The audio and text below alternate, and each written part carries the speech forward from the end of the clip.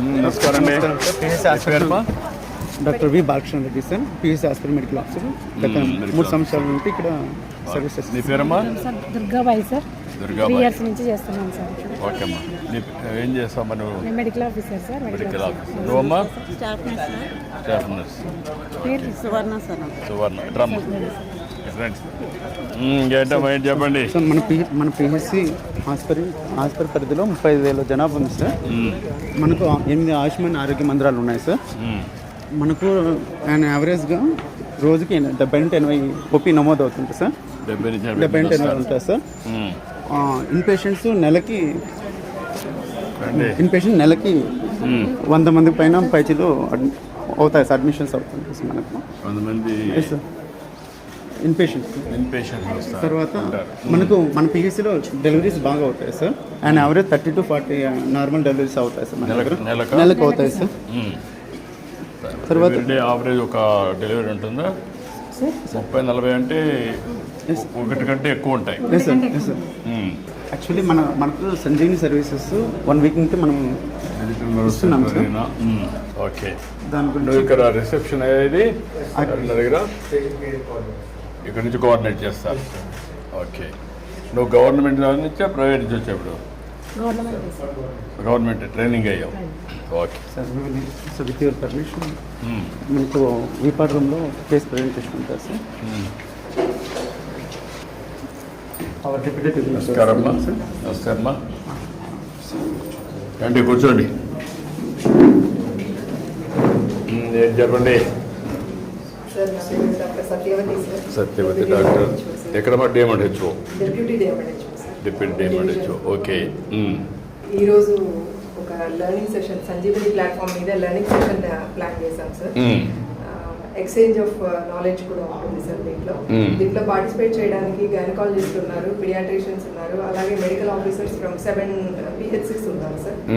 వాళ్ళు కూడా వాళ్ళ experiences same kind of experiences face చేశారు. సో దీనికోసం ఈ ఒక కేసు గురించి డిస్కస్ చేయాలనుకున్నాం సార్. ఇది ఒక కాంప్లికేటెడ్ డెలివరీ కేసు. హాస్పిటల్ PHCలో మా డాక్టర్ బాలకృష్ణ గారు డెలివరీ చేసి మదర్ని బేబీని ఇద్దరికి సేఫ్గా డిశ్చార్జ్ అయ్యేటట్లు చేశారు సార్. యాక్చువల్లీ జూన్ ఈ కేసు రీసెంట్గానే జరిగింది సార్. జూన్ 12వ తారీఖున ఒక 9 నెలల గర్భవతి కడుపు నొప్పిగా ఉంది అని రాత్రి పూట వచ్చింది సార్ ఇక్కడ PHCకి. స్టాఫ్ వెంటనే ఆమెను పరీక్షించి ఆమె ఇప్పుడిప్పుడే కాన్పు నొప్పులు మొదలైనవి, అంటే అర్లీ లేబర్లో ఉంది అని చూసి అడ్మిట్ చేసుకున్నారు సార్. ఆ సమయంలో ఆమె కండిషన్, బిడ్డ కండిషన్ అంతా బాగుంది సార్. తర్వాత ఆమెకు గ్రాడ్యువల్గా మెల్లమెల్లగా కాన్పు నొప్పులు ఎక్కువ అవుతూ వచ్చినాయి సార్. 12 గంటల సమయంలో ఆమెకు మెంబ్రెన్స్ రప్చర్ అని చెప్తాం సార్, అంటే ఉమ్మనీరు బయటకు వచ్చింది. సో ఆ ఉమ్మనీరు మామూలుగా అయితే కలర్లెస్ ఉంటుంది సార్, ఆ లైట్ పేల్ ఎల్లో కలర్ ఉంటుంది. కానీ ఈమెకు గ్రీన్ కలర్లో ఉంది సార్.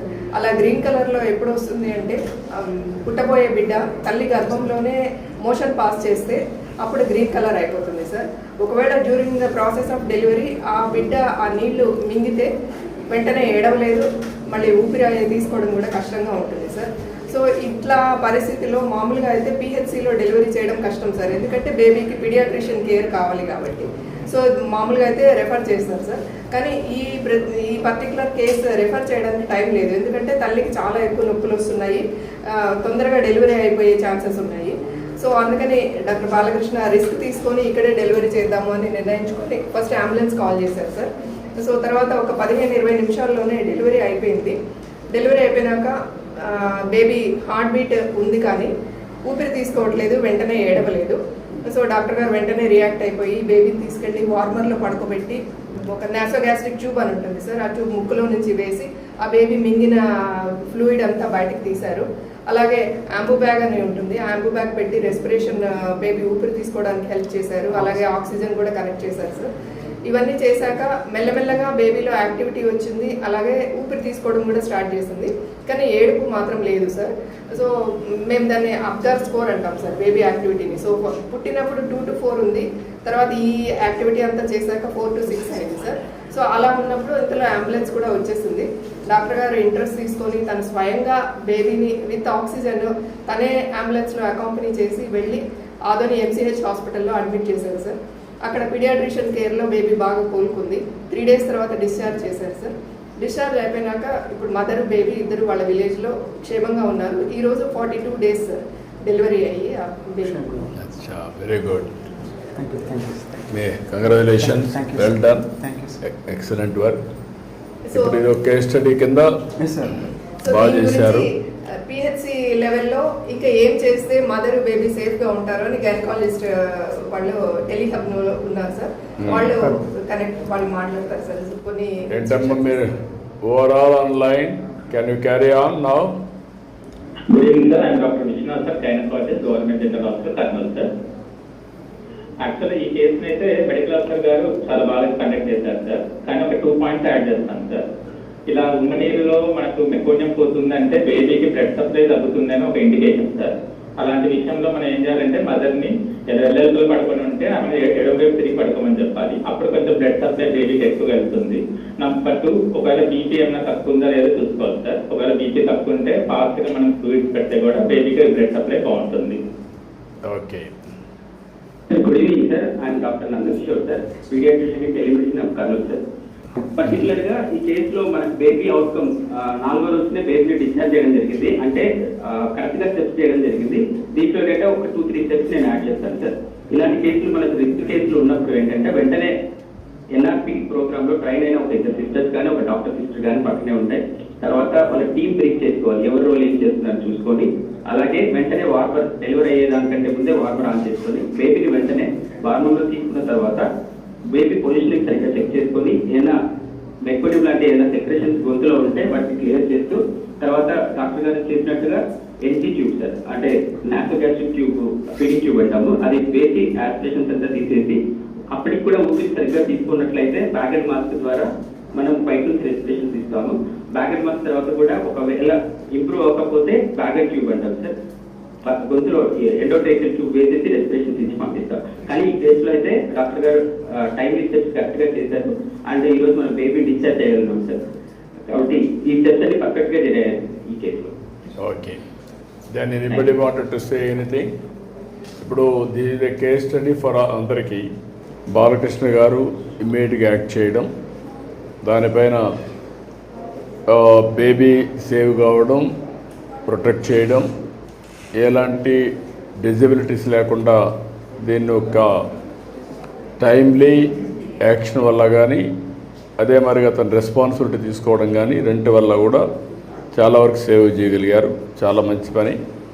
దీనిపైన మీరందరూ వాల్యూ అడిషన్ ఇచ్చి ఇలాంటి నాలెడ్జ్ని కేస్ స్టడీస్ కింద తీసుకొని వాల్యూ అడిషన్ కూడా చేసి ఇంకా ఏం చేస్తే బాగుంటుంది అలాంటి సూచన కూడా ఇచ్చిన తర్వాత అవి కూడా అప్డేట్ చేస్తే రేపు ఎప్పుడైనా ఇలాంటి కేసులు వచ్చినప్పుడు దిస్ ఈజ్ ది నాలెడ్జ్ కంటిన్యూస్గా అప్గ్రేడేషన్ చేసుకోవడం.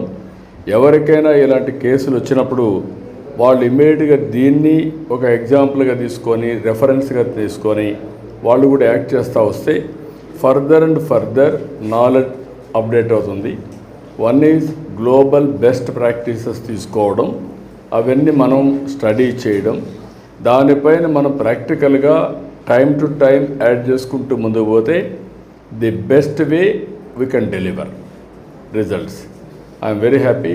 దిస్ ఈజ్ వేర్ ఈరోజు మీకు సంజీవిని ప్రాజెక్ట్ ఏంటంటే ప్రపంచంలో ఉండే నాలెడ్జ్ ఇక్కడికి తీసుకొచ్చి టెక్నాలజీ కూడా ఉపయోగించి టైమ్లీ హైబ్రిడ్ మోడల్లో ఒక పక్క ఫిజికల్ ఒక పక్క వర్చువల్ ఇలాంటి కన్సల్టేషన్స్ పెట్టుకొని మనం ఎక్కడికక్కడ వాల్యూ అడిషన్ చేసుకుంటూ ముందుకు పోతే రేపు రాబోయే రోజుల్లో చాలా వరకు నాలెడ్జ్ మన దగ్గర ఇన్ హౌసే ఉంటుంది. కేస్ స్టడీస్ ఉంటాయి. It will be proven knowledge for రేపటి నుంచి మనం ఏది చేయాలన్నా కూడా ఒక ప్రూవన్ నాలెడ్జ్ ఉంటుంది. నేను కూడా ఆలోచించేది 5 కోట్ల మంది ప్రజలు ఉన్నారు. మన దగ్గర ఒక 70-80 లక్షలు వల్నరబుల్ పేషెంట్స్ ఉన్నారు. ఇలాంటి రెగ్యులర్గా వచ్చేటివి డెలివరీ కేసెస్ కానీ ఇంకా చైల్డ్ వెల్త్ కానీ మెటర్నిటీ కానీ సో మెనీ డీటెయిల్స్ అని వస్తాయి. వీటన్నింటిపైన డాక్టర్స్ కూడా వినూత్నంగా క్రియేటివ్గా మీరు ఆలోచించి ఎప్పటికప్పుడు కానీ మీరు టెస్ట్ చేయగలిగితే which is working which is not working, ఇంకా బాగా చేయాలంటే ఏం చేసి ఉండాలి, అలాంటి ప్రూఫ్ ఆఫ్ కాన్సెప్ట్ కూడా తీసుకొని యాడ్ చేయాల్సిందిగా నేను కోరుకుంటూ వండర్ఫుల్ ఎక్స్పీరియన్స్. నేను కూడా దీన్ని స్టడీ చేస్తున్నాను. నెలకొక రోజు ఈ పనే పెట్టుకున్నాను. సంజీవిని ప్రాజెక్ట్ని ప్రమోట్ చేయడం, పాపులేషన్ మేనేజ్మెంట్ రెండు కూడా లింక్ చేసుకుంటూ ఒక best state on health care, ఎక్కడ కూడా మనకి ఇబ్బందులు లేకుండా చేయడానికి. Money is not the issue, money save చేయొచ్చు. ఎందుకంటే ఈరోజు అన్నెసరీ ట్రీట్మెంట్ కానీ మెడికేషన్ కానీ టూ మచ్ అయిపోయింది. దానివల్ల హెల్త్ కూడా డిటరేట్ అవుతుంది తప్ప హెల్త్ ఇంప్రూవ్ కాదు. అందుకే predictive, preventive and curative balance చేసుకొని ముందుకు తీసుకుపోవాల్సిన అవసరం ఉంది. Excellent experiment. థ్యాంక్ యూ అనండి. తల్లి మదరు వడ్డేసి తల్లి. ఏంటమ్మా నీ అనుభవం ఏంటమ్మా? చెప్పమ్మా తల్లి. నమస్కారం అమ్మా, చెప్పమ్మా, గట్టిగా మాట్లాడు.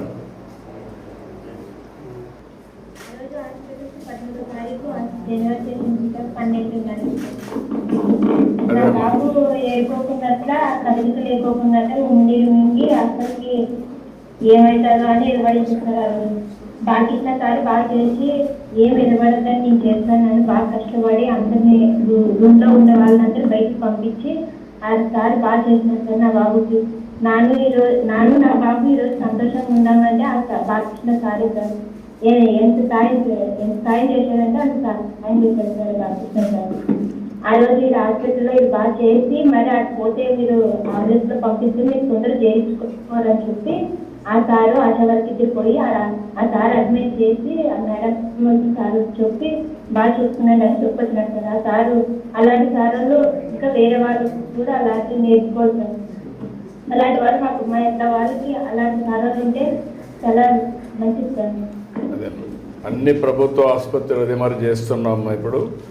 ఎప్పటికప్పుడు అందరినీ కూడా వారికి కూడా ఎప్పటికప్పుడు అప్డేట్ చేయడం. వారు బాలకృష్ణ గారు బాగా చేశారు, ఆయన చేసిన పని అందరూ నేర్చుకొని నీలాంటి వాళ్ళకి ఇంకా మెరుగైన సేవలు ఇస్తారమ్మా. ఎన్నో కానుపమ్మ ఇది? మొదటి కానుపేనా? మూడో కానుపమ్మ. ఇద్దరు పెద్ద ఇంక ఇద్దరు ఆడపిల్లల? ఒక బిడ్డ, ఫస్ట్ బిడ్డ చనిపోయి. ఓకే అమ్మా.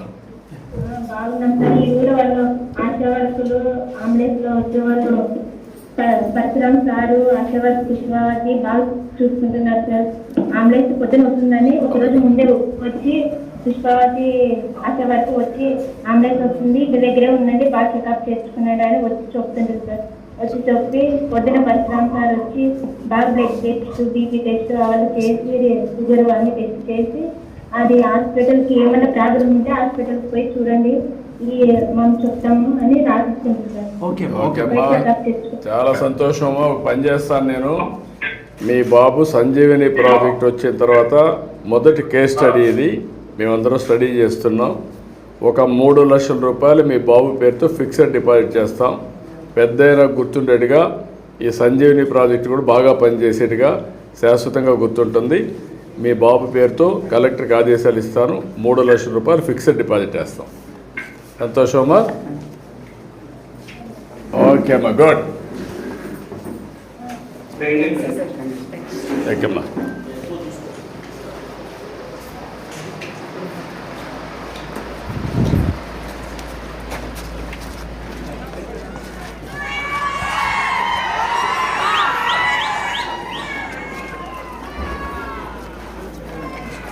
చెట్లు కూడా బాగా పెట్టండి. మీరు పెట్టారా? ఎవరు పెట్టారు ఈ మొక్కలు? ఇక్కడ క్లీన్ చేసే వాళ్ళకి పెట్టి ఇది కూడా పెట్టి ల్యాండ్స్కేపింగ్ కూడా శుభ్రంగా చేస్తే పరిశుభ్రంగా బాగా వస్తుంది.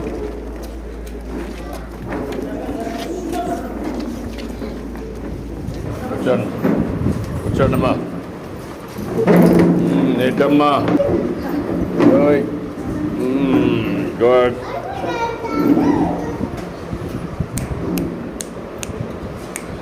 ఏంటి నీ పేరేంటి? ఇంకా పేరు పెట్టలేదా? నమస్తే సార్, నా పేరు ఉమాదేవి సార్. మా హస్బెండ్ పేరు రాముడు. నాకు 4 కూతుర్లు సార్. 4 కూతుర్లమ్మా? ఓకే.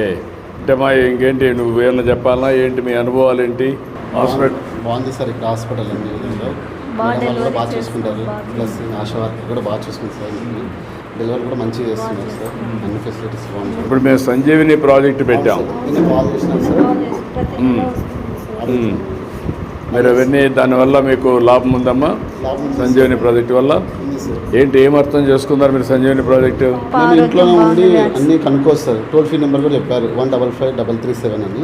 ఆ నెంబర్ మళ్ళీ డాక్టర్ని కూడా ముందుగానే బుక్ చేసుకోవచ్చు, మీరు వచ్చి చూసుకువెళ్ళచ్చు అని చెప్పారు. తర్వాత పాప వెయిట్ అడిగారు సార్. తర్వాత వచ్చి పిల్లలు ఎంత ఇంజక్షన్లు ఏమేసారు, ఎలా ఉంది అన్నీ అడిగారు సార్. అంతా బాగుంది సార్, సిస్టమేటిక్గా ఉందా? సిస్టమేటిక్గా ఉంది సార్. దీనివల్ల లాభం ఉంటుంది దీర్ఘకాలంలో? ఉంటుంది సార్. నాకు ఇప్పుడు మారుమూల గ్రామంలో ఉన్న వాళ్ళు మేము సార్, అడుగు ఒకసారి రాకుండా ఎప్పుడు రావాలనో వెయిట్ చేయకుండా అవును సార్, అన్నీ చేస్తున్నాం. బాగుంది సార్. యా, ఏంటమ్మా నువ్వేంటమ్మా?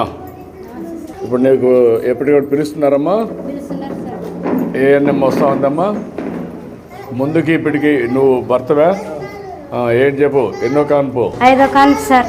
5వ 5వ కాన్పు. కాన్పు. ఫస్ట్ బాబు చనిపోయినాడు సార్ డెలివరీ అయినా, కర్నూలులో కాన్పు డెలివరీ.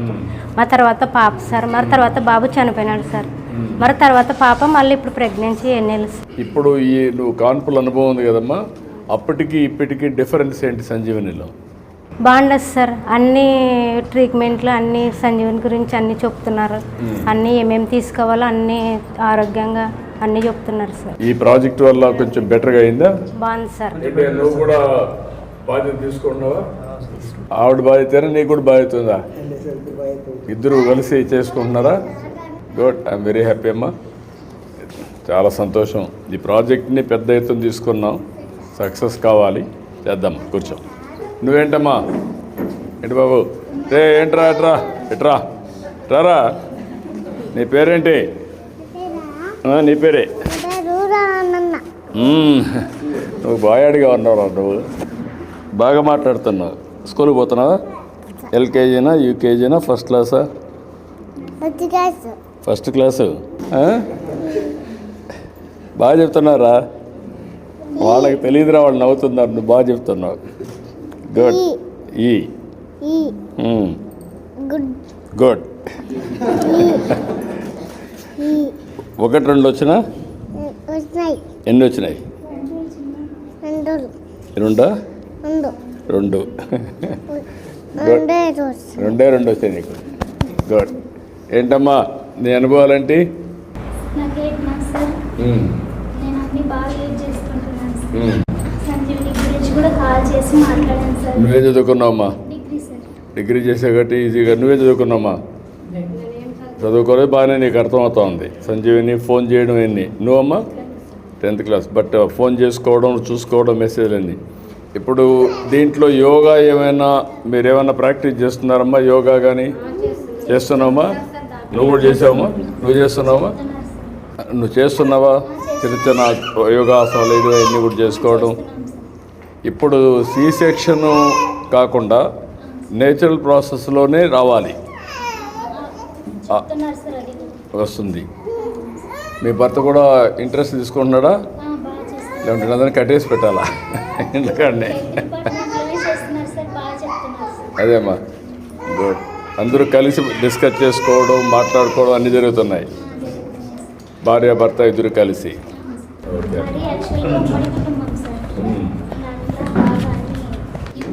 మీ కుటుంబంలో ఎవరు ఉంటారమ్మా? మీకు నాన్న కావాలమ్మా?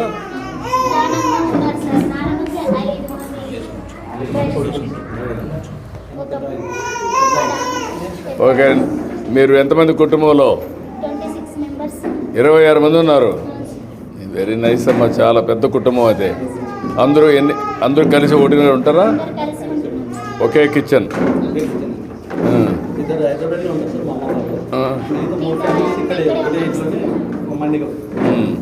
ఓకే అమ్మా. మీరు ఎంతమంది అమ్మా మీ కుటుంబంలో? మీ ఇద్దరైనా భార్య భర్తనా? అందరూ కలిసి ఉన్నారా? ఎంతమంది మీరు మొత్తం? 13 మంది కలిసి ఉన్నారా? Very nice. కొత్తగా ఇంటున్నా ఇవన్నీ నేను ఇప్పుడు ఎక్కడా లేరు. నువ్వమ్మా? మీరు ఎంతమంది అమ్మా? 5 మంది కలిసి ఉన్నారు. చాలా సంతోషము. మీరు చూసినప్పుడు ఒక కొత్త అనుభూతి నాకు. నేను కూడా పెద్ద కుటుంబాలు ఉండాలని, పెద్ద కుటుంబాలని నేను కూడా ప్రోత్సహించాలని, అదే మరి టెక్నాలజీ బాగా ఉపయోగించాలని, బాగా ఉపయోగించారు మీరు. సంజీవిని బిగినింగ్ మాత్రం దీని రాష్ట్రం అంతా కూడా స్కేలప్ చేస్తాం. ఏ సమస్య వచ్చినా ఒక ఏఐ డాక్టర్ని పెడతాం, ఫిజికల్ డాక్టర్ని పెడతాం. మీరు కన్సల్టేషన్స్ అన్నీ కూడా ఆన్లైను ఫిజికల్గా కూడా చేసుకోవచ్చు. చాలా సంతోషం మిమ్మల్ని కలవడం. మనస్ఫూర్తిగా అభినందనలు, ధన్యవాదాలు. రండి రండి, అందరూ రండి, ఒక్క ఫోటో తీసుకుందాం. రండి అమ్మ.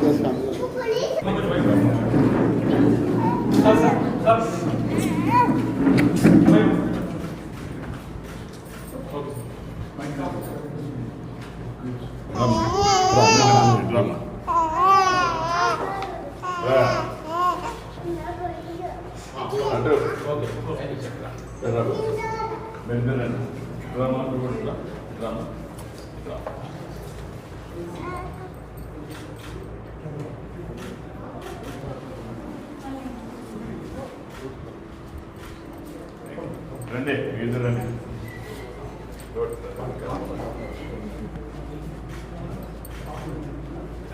ఓకే అమ్మా, మంచిదమ్మా.